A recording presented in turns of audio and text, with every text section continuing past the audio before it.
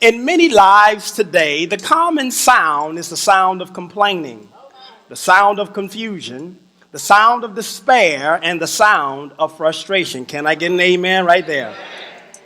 I believe, my brothers and sisters, that it is quintessential for us to once again hear the sound of heaven in our individual lives as well as collectively in the church. Yes, the church has been inundated with performers who are unbroken, Pharisees who are unconverted, and they themselves are uncircumcised in their hearts, along with a plethora of stage stealers and imitators. Why is this, my brothers and sisters? Because the enemy quit fighting the church centuries ago.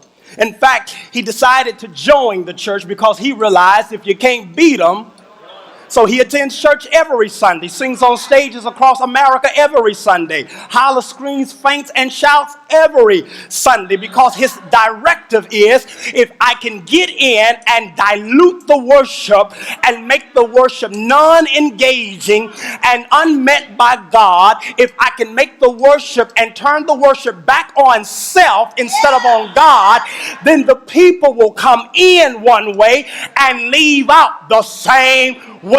Aren't you tired of going to church, walking in and walking out with the same condition that you woke up with? Somebody got to understand that every time we get together, there ought to be a change in our meetings. In fact, my brothers and my sisters, the enemy is using the same interrogative attack that he did with Eve in the Garden of Eden when he told her, did God really say? Except this time, he is saying it this way: is worship to God really necessary? I would venture to tell you that it is more than necessary. It is my lifeline. It is what I breathe. It is like breath is to my body. I need to worship God. This ain't something I just wake up and say, I think I'm going to worship God, but something on the inside won't let me sit on the sideline and not worship God. Something, I believe it was Jeremiah said, it's like fire shut up in my bone, that when I want to sit down, can I get some help this morning? When I want to sit down, it won't let me. When I want to give up, it won't let me. When I want to throw in the towel, it throws the towel back at me. It's something in me that demands I worship. I would venture to say that we have been guilty of having talent in concerts in church.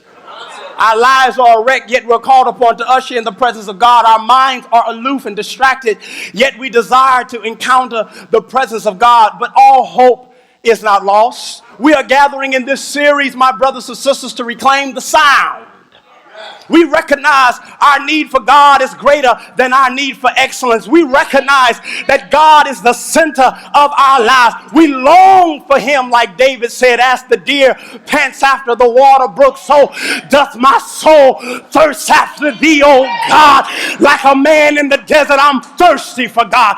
You want to apply thirsty? Apply it to your walk with God. I'm thirsty for God. I need some spiritual hydration. I need to be satiated by his presence.